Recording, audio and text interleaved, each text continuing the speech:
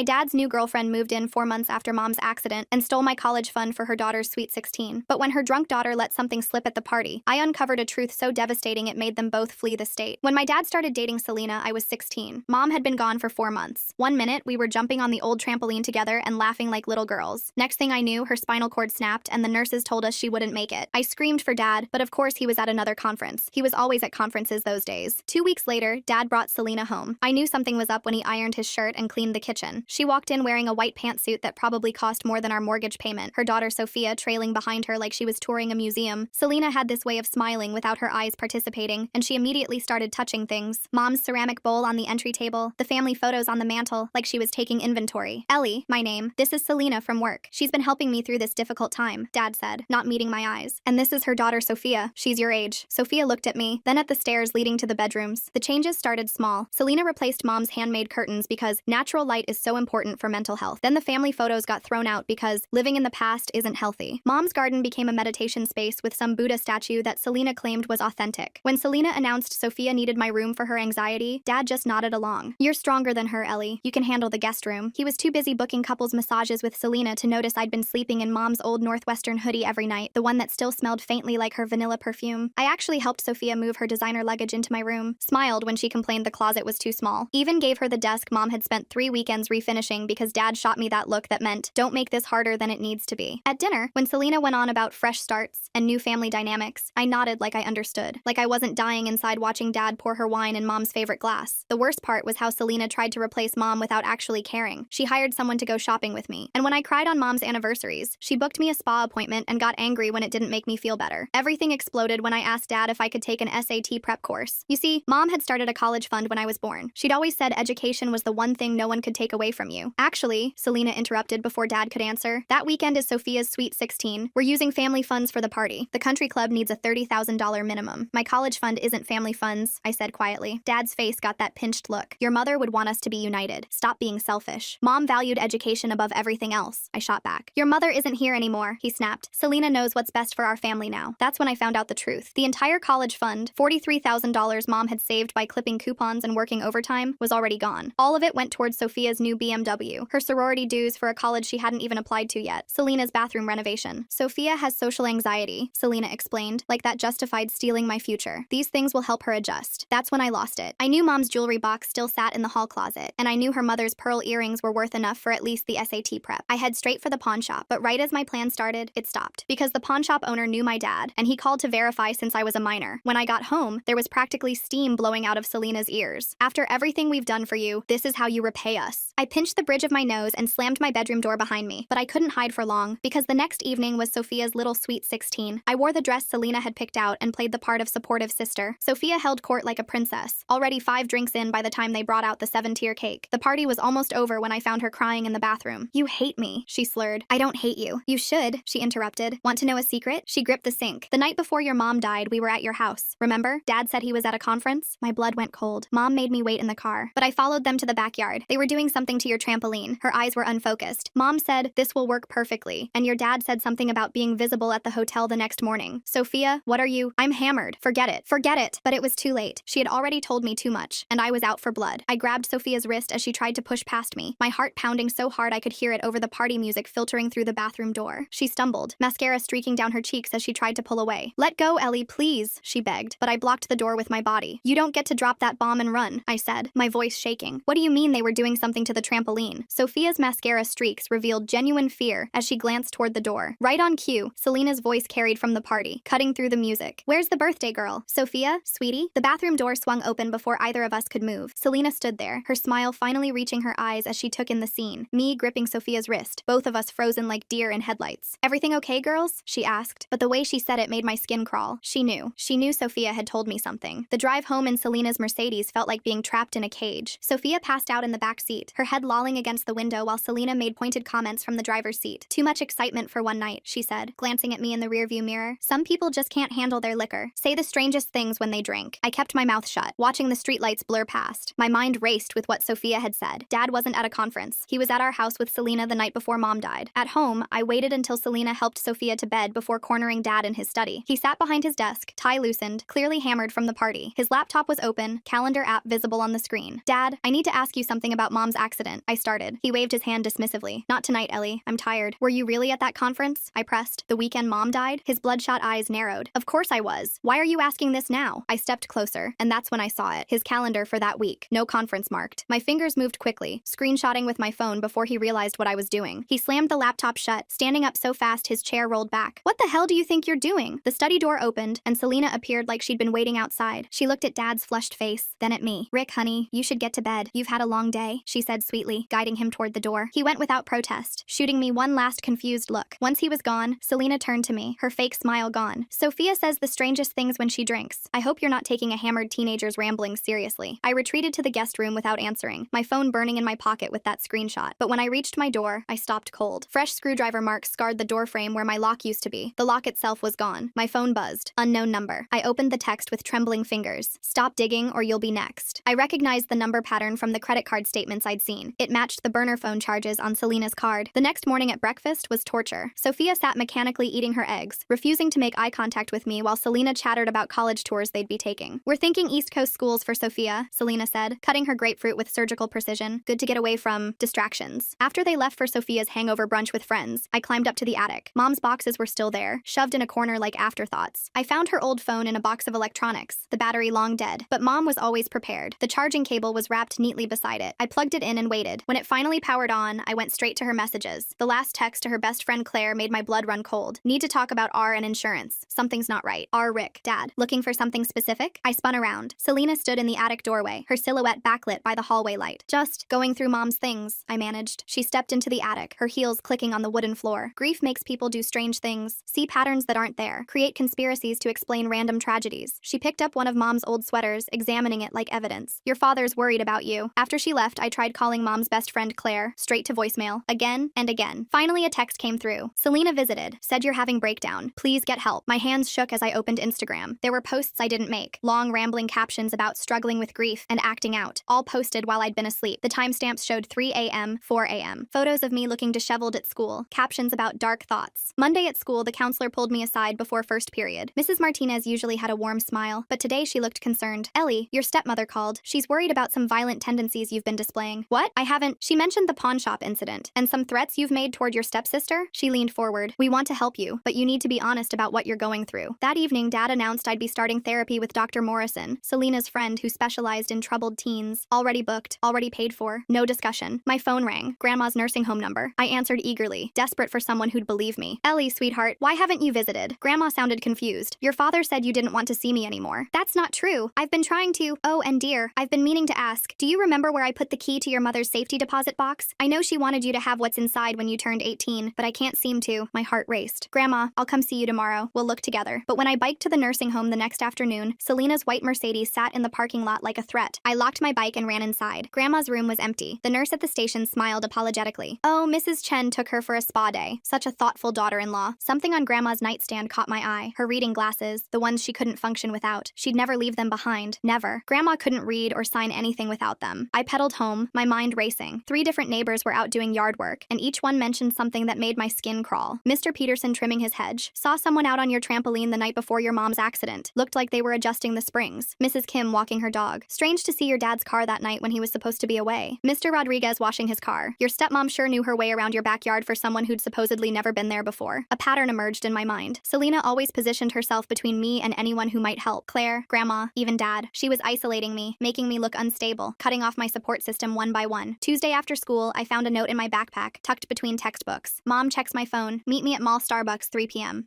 I told Jess everything first, sitting in her car in the school parking lot. Her mom was a paralegal. Maybe she'd know what to do. This is insane, Jess breathed after I showed her the screenshots and texts. We need to document everything. My mom always says that. But when I got to the mall, Sophia wasn't at Starbucks. Instead, Selena appeared with a security guard, her face a mask of concern. There she is, officer. My daughter said Ellie threatened her, told her to meet her here. She turned to me with fake worry. Ellie, honey, we're just trying to help you. The security guard looked bored but did his job, escorting me out while Selena followed, playing the concerned stepmother perfectly. Other shoppers stared. Some took photos. Back home that night, Dad confronted me in the kitchen. Sophia told us everything. How you grabbed her at the party, forced her to lie about that conference weekend. His disappointment cut deep. I know you miss your mom, but taking it out on Selena and Sophia isn't the answer. Dad, I have proof. Enough! He slammed his hand on the counter. You're spiraling, Ellie. Thank God Selena's here to help us through this. I lay in my lockless room that night, staring at the ceiling. Mom's phone hidden under my mattress felt like a ticking time bomb, the text about insurance, the neighbor's sightings, Sophia's drunken confession. The pieces were all there. I just had to survive long enough to put them together. The next morning, Selena redecorated my guest room while I was at school. I came home to find a teddy bear on my dresser, positioned oddly. Its glass eyes faced directly at my computer desk. I picked it up and felt the weight distribution was wrong. A quick examination revealed the tiny camera lens hidden in its eye. I left the bear exactly where Selena had placed it. That night, I made a show of writing in my journal about evidence I'd supposedly hidden in my school locker. I watched from my bed as the red recording light blinked steadily. Sure enough, security footage from school the next day showed Selena's Mercedes in the parking lot at 11 p.m. The night janitor later mentioned finding my locker open, contents scattered. I'd left nothing there but old gym clothes. Mrs. Chen from the hardware store approached me after school on Thursday. She'd been Mom's friend since high school. Her hands trembled as she pulled me aside near the bike racks. She explained that Dad had come to her store the week before Mom died. He'd purchased spring adjustment tools, claiming he needed them for a home project. The thing was, Dad never fixed anything. Mom had always joked that he couldn't even change a light bulb without calling a handyman. I documented everything in a notebook I kept at Jess's house. Her mom, Sandra, quietly suggested we make copies of all evidence. She offered to store them in her office safe, just in case. The threats from Selena escalated. She'd corner me when Dad wasn't around, her voice low and menacing. I started carrying Mom's old phone in my backpack, hidden in the lining. One afternoon, I managed to slip it into the air vent in my room before Selena's inspection. The recording captured 20 minutes of her searching through my belongings and muttering about finding whatever I was hiding. I decided to approach our family lawyer about Mom's case. Mr. Nathaniel had handled Mom's will and knew our family for years. His secretary scheduled me for a consultation, but when I arrived, he looked uncomfortable. He explained that without new physical evidence, the accidental death ruling would stand. The coroner's report was final. The case was closed. I could see the sympathy in his eyes, but also fear. Selena had gotten to him too. 3 of my teachers began checking on me independently. Mrs. Ailey noticed my isolation during lunch. Mr. Sebastian saw my exhaustion in chemistry class. Coach McSebastian watched me zone out during PE. They formed an unofficial protection network, making sure I was never completely alone at school. The mail arrived while Selena was at her yoga class. I intercepted a credit card statement before she could grab it. My hands shook as I read the itemized charges. 2 weeks before Mom died, Selena's card showed a purchase from an online retailer specializing in trampoline parts, specific springs designed to fail under certain weight loads. Mom's coworker Brad reached out through Facebook. He'd been avoiding me since the funeral, but something had been bothering him. Mom had approached him about life insurance beneficiary changes the week before her death. She'd been asking questions about how to protect assets in case of divorce. I decided to change tactics. At dinner, I acted completely normal. I complimented Selena's cooking, asked about her day, even laughed at Dad's work stories. I could see him relaxing, the tension in his shoulders easing. He mentioned being tired of all the drama lately. An insurance company letter arrived the next week. I recognized the logo from papers I'd seen in Dad's study. The return address indicated their fraud investigation department. I slipped it into my backpack before anyone noticed. Brad met me at a coffee shop near school. His hands shook as he revealed what Mom had discovered. Selena had convinced Dad to take out a $2 million life insurance policy on Mom 6 months before her death. Mom found out and started asking questions. She'd been investigating quietly, gathering evidence. That evening at dinner, I casually mentioned insurance while passing the salad. Just the word, dropped into conversation about college planning. Selena's wine glass slipped from her fingers, shattering on the floor. Red wine spread across the white tiles like blood. 2 days later, Selena pulled me aside after school. She made an offer that confirmed everything. $50,000 to start fresh at a boarding school in Europe. All I had to do was leave quietly and never contact Dad again. I refused politely, saying I needed to finish senior year with my friends. Something shifted in Sophia after that. She started sitting with me at lunch, ignoring the whispers from her usual crowd. She picked at her food and mentioned being scared of disappointing her mom. I didn't push, just let her know she could talk if she needed to. I discovered the truth about Dad's conference alibi by accident. While researching colleges online, I found the hotel's event calendar from that weekend. They'd hosted a massive wedding that took over the entire venue. The manager, when I called pretending to be checking on a lost item, remembered it clearly. No conferences that entire week. The timeline became clear. Every single person except Dad, Selena, and Sophia had the same story. The neighbors saw someone on the trampoline. The hardware store had records. The hotel had no conference. Only their version differed. Grandma's nurse, Endra, took a huge risk reaching out to me. She'd found something while cleaning Grandma's room. A letter in Mom's handwriting, hidden in a book. The message was clear. If anything happens to me, investigate the trampoline. Mom had known she was in danger. Jess created an encrypted group chat with 5 trusted friends. They took turns watching my house from the park across the street, documenting any unusual activity. Their parents thought they were studying together. Sandra, Jess's mom, became my unofficial guardian angel. We bonded over protecting me from Selena's escalating psychological warfare. She couldn't take official action, but she could advise and document. I knew breaking into Selena's room would be a mistake. Instead, I asked Sophia during one of our lunch conversations if she'd noticed anything unusual in her mom's belongings. She agreed to look during their next mother-daughter spa day. The confrontation came at the grocery store. I was buying milk when Selena appeared in the dairy aisle. She started her usual manipulation, but I stayed calm. I stated facts clearly and quietly. Other shoppers began to notice as Selena's voice rose. In her agitation, she contradicted her own conference alibi, claiming she'd been home taking care of Dad, who was too hammered to attend. Our neighbor, Mr. Peterson, approached me the next day with a USB drive. He'd installed security cameras after a break-in years ago. The footage from the night before mom died showed unusual activity in our backyard. He'd saved it after hearing rumors about the trampoline tampering. Dad's brother Mike had been distant since mom's death, but my evidence package changed his mind. He started asking questions Dad couldn't answer. Why did the conference hotel have no record? Why did the credit card show those specific purchases? Mike's doubt was visible at family dinners. 4 people were now independently suspicious. They began comparing notes without my prompting. The hardware store owner, the neighbors, Mike, and mom's coworkers. Truth has a way of surfacing when enough people start looking. Sandra connected me with a private investigator friend who worked pro bono cases. He couldn't officially investigate without a client, but he could advise me on evidence collection and preservation. Selena made a tactical error during one of our confrontations. She admitted being at the house that night, but claimed she was checking on Dad, who was too hammered to drive home. Except Dad had supposedly been at a conference. Her lies were tangling. Mike pulled me aside after Sunday dinner. His apology came with tears and an offer. His spare room was available if I ever needed somewhere safe to stay. He should have questioned things sooner, he said. Mom would never forgive him for failing to protect me. The call from Selena's ex-husband Alex came out of nowhere. He'd found my story through a mutual acquaintance. His voice was steady but pained as he described his own mother's death 5 years ago. A fall from a ladder while cleaning gutters. Right after she'd discovered his affair with Selena. The pattern was clear. Women who discovered affairs. Women who asked questions. Women who threatened Selena's plans. They had accidents. Despite everything, I refused to weaponize Sophia against her mother. When she offered to snoop through Selena's phone, I declined. Trust built slowly between us as she realized I wouldn't manipulate her the way her mother did. 5 neighborhood families quietly stopped accepting Selena's dinner invitations. Hushed conversations at school pickup led to polite rejections. The social isolation Selena had crafted for me was reflecting back on her. Dr. Morrison, despite being Selena's friend, was a mandatory reporter. During our 3rd session, he recognized the manipulation patterns I described. His questions shifted from my grief to my home environment. Selena's attempt to have me committed backfired spectacularly. The explosion came on a Thursday evening. Dad witnessed Selena screaming at me in the kitchen about ruining everything. Her mask slipped completely as she raged about her plans, her future, her reputation. Dad's face showed the first cracks of doubt as he watched the woman he'd chosen reveal her true nature. Church friends who'd been distant started reaching out directly. Instead of going through Selena to check on me, they called my cell. They brought groceries, they offered rides. The community was slowly recognizing the truth. Mom's friend at the bank, CB, took a massive risk. She quietly confirmed that Mom had been researching beneficiary changes before her death. Mom had specifically asked about protecting assets from a potentially hostile spouse. The paperwork had been started but never completed. Then came the deadline that changed everything. An insurance investigator contacted me directly. The $2 million payout was scheduled to process in 48 hours. After that, the money would be gone, dispersed to the beneficiary, Selena. Sophia's aunt noticed bruises on her arms during a family visit, the kind that came from gripping too hard, the kind that mothers who were losing control left on their daughters. Sophia's perfect facade was cracking. The stakes crystallized. Either I proved unaliving in 2 days, or Selena walked away with $2 million